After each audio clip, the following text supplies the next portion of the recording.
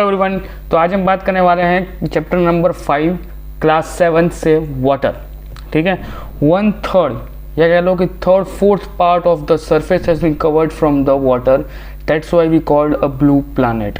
ठीक है, आपको वाटर बोला जाए तो आपको ये बात याद रखनी है कि वाटर के अंदर आपका टिपिकल 3 चीज़ें इंक्लूड हो जाएंगी। पहली चीज़ होगी कि किस तरीके से वाटर साइकिल बनती है, किस तरीके से रिवर फॉर्म होती है और किस तरीके से सी फॉर्म होती है, क्योंकि ओशन के अंदर से सारी चीज़ें वहाँ पे जाकर लास्ट में मिल जाती हैं। तो उसके लिए आपके लिए वो इंपॉर्टेंट नहीं होगा, आपके लिए 2-3 चीज़ें इंपॉर्टेंट होंगी। पहली वाटर साइकिल, रिवर और सीज। ठीक है, उनको हम डिटेल में डिस्कस करेंगे। क्लियर आउट, आगे बात करते हैं।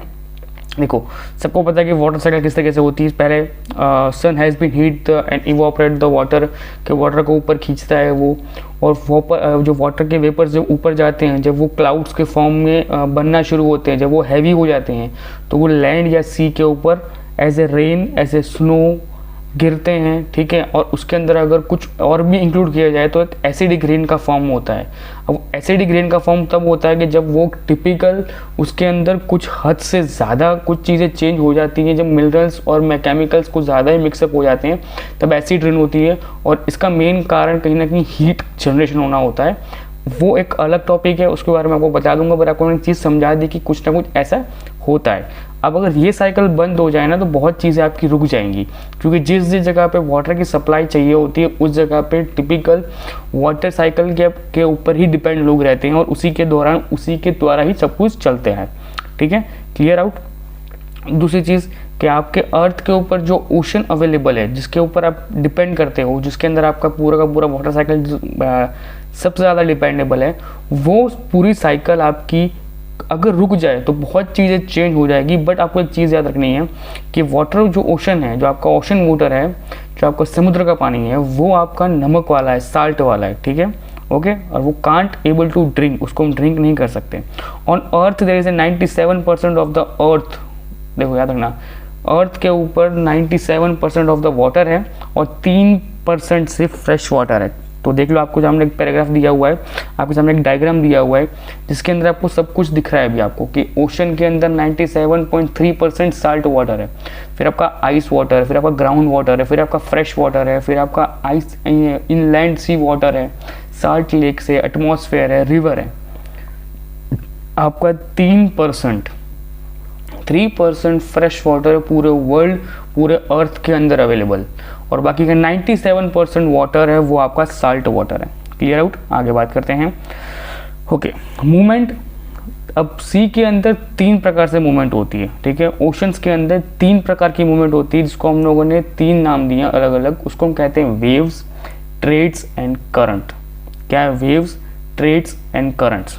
इसके पहले मैं आपको वो चीज़ को समझाऊँ, उसके बारे में आप ये टिपिकल एक जो आपको फोटो दिख रहा है, इस फोटो को आप ध्यान से एक बार देख लो। ठीक है, आपको बहुत चीज़ें समझ में आ जाएंगी।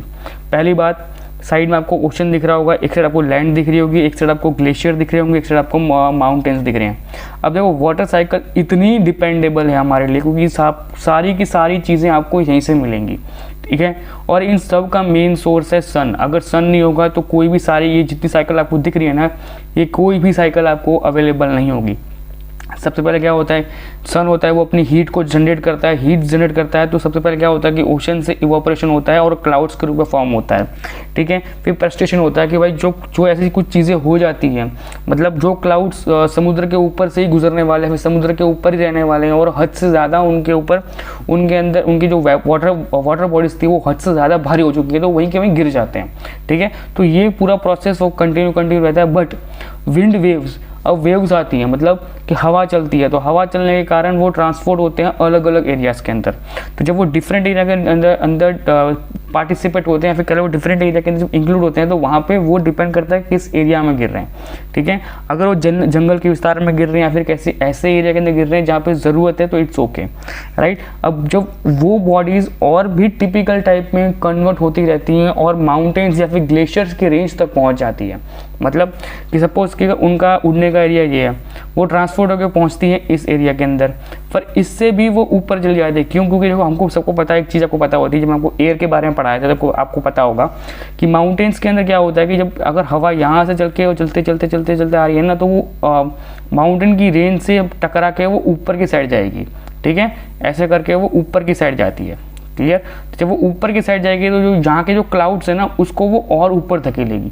अब हम सबको पता है कि ऊपर का जो माइनस में डिग्री का पूरा जो ऊपर का जोन है वो धीरे धीरे जितना ऊपर जाओगे आप उतना उतना ठंडा होता जाता है, क्लियर। तो अब सिंपल सी बात है, अगर यहाँ से किसी चीज़ को ऊपर ढकेलेंगे तो ऊपर क्लाउड्स आके और भी ठंडे हो जाएंगे और भी वो टिपिकल स्नो के रूप में फ्लॉर होना शुरू कर जाएंगे, ग्लेशियर्स के ऊपर गिरेंगे और इसलिए वहाँ पे जाके वहाँ पे वो स्नो फॉल्स होता है, क्लियर। उसके बाद वो जब नीचे की तरफ आते हैं तो बहुत जगह पे मॉइस्चर होता है। अब होता क्या है, देखो आप, ये पूरी साइकिल किस तरीके से डिपेंड होती है कि जब वहाँ पे ऊपर ग्लेशियर्स के अंदर एक गिरा तो वो इतनी मात्रा में गिर जाता है कि वो उस चीज़ को वही वो जमा देता है। बट धीरे धीरे उसकी वो रिवर के फॉर्म में निकलते हैं और रिवर के रूप में निकलते वो लेक के रूप में, पाउंड्स के रूप में, कुछ एग्रीकल्चर रूप में यूज़ कर लेते हैं, कोई फैक्ट्रियाँ लगा देते हैं, फैक्ट्री के रूप में यूज़ होता है। एट द लास्ट पॉइंट क्या कहना है कि भाई कुछ भी करो यहाँ से घूम फिर के सीधा लेक के होते हुए डेल्टास को डिफाइन करते हुए सीधा वो लास्ट में ओशन में मिलता है और ओशन के अंदर मिलने के बाद फिर से वो पूरी की पूरी साइकिल चलती है। अब इसके अंदर आपके 3 मेन टर्म्स हैं जो मूवमेंट्स ऑक्यूपाई करते हैं। कौन से हैं? वेव्स, ट्रेड और करंट। अब इनको समझने के लिए पहले आपको ये 3 समझो, इतनी सिंपल सी भाषा में लिखा हुआ है कि आपको समझ में आ जाएगा। तो टाइड किसे कहते हैं, ठीक है, which is causing by the gravitational pull between the earth, sun and moon. कौन सा है? अर्थ, सन और मून के बीच में जो ग्रेविटेशनल पुल बैक होते हैं, जो पुलिंग बिटवीन होता है, तो उसको टिपिकल वर्ड दिया है ओशंस के लिए, क्योंकि ओशंस की मूवमेंट इसके ऊपर डिपेंड होती है, तो उसको हम कहते हैं टाइड्स। ओके। करंट के बारे में क्या कहा जाता है कि which is the large stream of water forming through the ocean, right. अब ओशंस के थ्रू जो कुछ भी लास्ट फॉर्म ऑफ वाटर होता है जो निकलता है, बहता है, उसको क्या कहते हैं? करंट कहते हैं। उसके बाद एक और आपका आता है कि which is the form of the energy is transfer from the wind through water. अगर विंड चल रही है और वाटर को फ्लो करना है और उसके अंदर से आपको एनर्जी प्रोड्यूस करनी है तो उसके लिए कौन से टर्म यूज़ की जाएंगी? तो उसकी टर्म्स होती है वेव्स। तो सबसे पहले आज हम पढ़ने वाले हैं वेव्स के बारे में कि वेव्स किसे कहते हैं, या फिर कह लो वेव्स का इस्तेमाल किस तरीके से होता है, फिर वेव्स को हम लोग किस तरीके से समझ सकते हैं। तो when the water on the surface of the अर्थ या फिर ओशंस हैज में rise fall alternately and they called the waves, ठीक है। इनडायरेक्टली अर्थ के सरफेस के ऊपर जितना भी वाटर है उसको एक दिशा के अंदर या फिर अल्टरनेट दिशा के अंदर उसको मोड़ना होता है या चलना होता है, या फिर किसी जगह पे वो अपनी गति को बढ़ाता है, कहीं पे स्लो करता है, तो सारा का सारा जितना भी चीज़ें आती हैं उसको हम कहते हैं वेव्स। आपने सुना होगा कि भाई कहीं पे सुनामी की बहुत बड़ी वेव्स आ गई, राइट। तो ये वेव्स वगैरह सब कुछ जनरेट होने के सब कुछ सारे के सारे कहाँ पे होते हैं कि जब किसी भी जगह से विंड बहुत ज़्यादा पावरफुल रेंज के अंदर अर्थ सरफेस के ऊपर फ्लोट होना शुरू हो जाती है, तब होता ये है कि वहाँ पे वॉल्केनो इरप्शन होना, अर्थक्वेक होना, लैंडस्केप होना, ओशन जो पानी का स्तर होता है वो इतना हद तक बढ़ जाता है कि वो आसपास के एरिया को सुनामी के रूप में कन्वर्ट करके उसको तबाह कर देता है, राइट। ऐसी सुनामी 2004 में आई जिसका रीज़न थे वेव्स, ठीक है, कि वो वेव्स अपनी हवा की दिशा को इस हद तक आगे बढ़ा चुके थे कि उसके बाद वो लोग वापस नहीं खींच पाए और उसके सुनामी के रूप में 2004 में हमने साउथ ईस्टर्न एशिया के कोस्टल एरियाज़ के अंदर हमने बहुत बड़ी तबाही को महसूस किया था। टाइड्स के बारे में बात करते हैं। टाइड्स किसे कहते हैं? अब टाइड्स के रूप में आपको मैंने उसमें बताया कि ग्रेविटेशनल फोर्स लगता है। अब इस डायग्राम के हिसाब से आप समझ पाएंगे। देखो 2 तरीके के टाइड्स होते हैं, एक होते हैं स्प्रिंग्स टाइप और कहते हैं नीप्स टाइप्स। अब जो आपका स्प्रिंग्स टाइप्स होते हैं उसको हम क्या कहते हैं कि जब आपका न्यू मून यहाँ पे है, ठीक है, और फुल मून यहाँ पे है, मतलब पूरा 15 दिन का गैप होता है, तो जब आपको न्यू मून यहाँ पे है और फुल मून यहाँ पे है तो उन दोनों के बीच में जो ग्रेविटी चलती है, मतलब उन दोनों के बीच में जो समुद्र का वेव चलेगी या समुद्र का पानी घूमेगा तो वो इस तरीके से घूमेगा कि ऊपर सोलर ट्रेड जाएगी, नीचे लूनर ट्रेड्स आएंगे, क्लियर। ऊपर सोलर ट्रेड्स आएंगी, नीचे लूनर ट्रेड आएंगे और इसी के मूवमेंट्स में आपका सब कुछ घूमता रहेगा।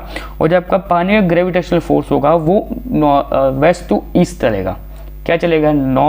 नॉर्थ टू वेस्ट नहीं चलेगा, याद रखना नॉर्थ टू साउथ नहीं चलेगा, वेस्ट टू ईस्ट की तरफ चलेगा, ठीक है। कि वेस्ट में पुल बैक होगा, मतलब पानी उस साइड के बीचेस के ऊपर ज़्यादा ग्रेविटेशनल फोर्स से चलेगा और घूमते हुए जो ऊपर का एरिया होगा, मतलब ये समझ लो कि अगर इंडिया का जो वेस्टर्न वाला पार्ट है, सपोज से यहाँ पे इंडिया आपको दिख रहा है अभी, अब इंडिया का जो वेस्टर्न वाला पार्ट है, कौन सा वाला पार्ट कहेंगे? अपने गुजरात वाला पूरा, गोवा केरला वाला पूरा जो पार्ट है नीचे तक आपका, ये जो पूरा पार्ट है आपका, ये इस टाइम पे जो वेव को महसूस करेगा वो एग्जैक्टली पुल फोर्सली कह लो कि उस ऐसी जो फोर्स होगी, ऐसी वेव्स होगी जो जो ट्रेड्स को, जो आपके बीचेस हैं उनको फ्लो आउट नहीं कर पाएंगे, उनसे टकराएगी पर वो आपको लगेगा सीधी टकरा रही है, बट वाटर का फ्लो किस साइड होगा, अप साइड होगा। मतलब जो ऊपर आपका पाकिस्तान वाला, अफगानिस्तान वाला जो पूरा रेंज है वहाँ पे वो वाटर का फ्लो और वहाँ पे वाटर की स्पीड ज़्यादा होगी, पर जो आपका वेस्टर्न वाला पार्ट होगा वहाँ पे वो नॉर्मल होंगी, राइट। वही सेम होगा आपका अब लूनर ट्रेड के अंदर। लूनर ट्रेड के अंदर क्या होगा आपका, सिंपल सी बात है, सोलर नीचे आ जाएगा, लूनर ऊपर चला जाएगा, और थर्ड क्वार्टर का जो मून होगा वो ऊपर की साइड होगा, नॉर्थन की साइड, और फर्स्ट क्वार्टर का मून आपका साउथ की साइड पे नीचे होगा, ठीक है। पृथ्वी वहीं की वहीं रहेगी, बस इन दोनों की मूवमेंट चेंज हो जाएगी और जो पूरा फ्लो था वो फ्लो भी इसका चेंज हो जाएगा। तो इस तरीके से टाइड्स होते हैं, जो आपके दो टाइप के टाइड्स होते हैं। फिर आपका आता है ओशन करंट्स। तो ओशन करंट्स के अंदर हम लोग को पता होता है कि नॉर्मली दो टाइप के करंट्स होते हैं, एक होते हैं वार्म करंट तो एक होता है कोल्ड करंट, जिसके ऊपर आपका कहीं ना कहीं पूरा का पूरा वेदर डिपार्टमेंट डिपेंडेबल होता है कि किस साइड से कौन सी वेव्स आने वाली, कौन साइड से किस तरीके से हम सुनामी के बारे में महसूस कर सकते हैं, कहाँ पे कौन सी इरेप्शन होने वाली हम उसको पहले ही प्रिडिक्ट कर पाते हैं, क्योंकि ओशन करंट्स चलती हैं। क्लियर, आगे बात करते हैं। The many countries have been facing a water security due to this fact. What is available is also not fit to a drink because it is polluted badly due to various reasons. मतलब जो हमको पता है कि जो आज हम जो आज की करंट है सिचुएशन है उसको हमको पता है कि जिसके अंदर आपको वाटर का पॉल्यूशन होना हमको मेजरली देखने को मिल जाता है। तो एक हम्बल रिक्वेस्ट है कि जितना हो सके पानी को बचाया जाए, ज़्यादा से ज़्यादा उसको यूज़ किया जाए, पर लिमिटेड दायरे में यूज़ करो, जिससे कि आने वाले जनरेशन के बारे में उसको ज़्यादा ज्ञान प्राप्त हो। वरना याद रखना, जिस तरह के पेट्रोल का भाव बढ़ता जा रहा है ना, तो एक दिन ऐसा भी होगा कि जब पेट्रोल की जगह पानी लोग देखने जाएंगे कि भाई इन फ्यूचर या फिर इन पास्ट के अंदर आज से सदियों पहले देखो ऐसा पानी होता था, राइट। तो वो सिचुएशन ना हो, इसलिए हमको इसको प्रिजर्व करना पड़ेगा, उसको सिक्योर करना पड़ेगा, क्योंकि जो वाटर आज अवेलेबल है वो पॉल्यूट हो चुका है, ठीक है। हमने पढ़ा कि 3% वाटर है पूरे वर्ल्ड के अंदर, ठीक है, बट वो 3% भी कहीं ना कहीं पॉल्यूट होना शुरू हो चुका है। तो बहुत ज़्यादा सिक्योर करने की जरूरत है हमको हमारे वाटर बॉडीज़ को, ठीक है। ओके, ये एक नॉर्मल मैसेज था आपके लिए। ओके, बाकी मैंने आपको स्विंग टाइड और नीप टाइड के मैंने बता दिया कि किस तरह के सिचुएशन में किस तरीके से वो चेंज होता है। फिर आपको ये मेन जो सारे के सारे पॉइंट्स हो गए उसको आप एक बार रीड कर लेना, आपको समझ में आ जाएगा। ये था आपका ओशन करंट्स के बारे में, जो आपको बताया ना कि किस तरीके से डिपेंड करता है, ठीक है। तो इसमें देखो आप एक चीज़ देखो नीचे आपको दिख रहा है वार्म करंट्स और ऊपर दिख रहा है आपको कोल्ड करंट्स। तो आप जितना भी आपको इसमें जो ब्लू कलर के एरोस दिख रहे हैं ना, ठीक है, ये सारे आपके कोल्ड करंट्स हैं, मतलब ये सारे डिफाइन करेंगे आपके बारिश के जोन को। फिर आपके जो गर्म करंट्स हैं, जो वार्म करंट्स हैं, वो डिपेंड करते हैं कि वो किस जगह से निकल के आगे बढ़ रहे हैं, राइट। जैसे कि अपने नीचे वाला पार्ट देखो तो साउथर्न वाला ऑस्ट्रेलिया वाला पार्ट दिख रहा है आपको, साउथ इंडिया वाला पार्ट दिख रहा है। तो ये सारे के सारे कौन से हैं, या सब की कोल्ड रेंज वाली पार्ट्स हैं, राइट। ओके, और इन्हीं के ऊपर आपका सारा का सारा वेदर डिपार्टमेंट डिपेंड करता है कि किस टाइम पे क्या सिचुएशन होगी, किस टाइम पे क्या होने वाला है। ये पूरा डिपेंड किस पे होता है, वाटर ओशन करंट्स के ऊपर डिपेंड करते हैं, ठीक है। तो आज के लेक्चर में इतना ही, तब तक वीडियो को लाइक करना है, चैनल को सब्सक्राइब करना है। मिलते हैं नेक्स्ट लेक्चर में, बाय बाय, टेक केयर।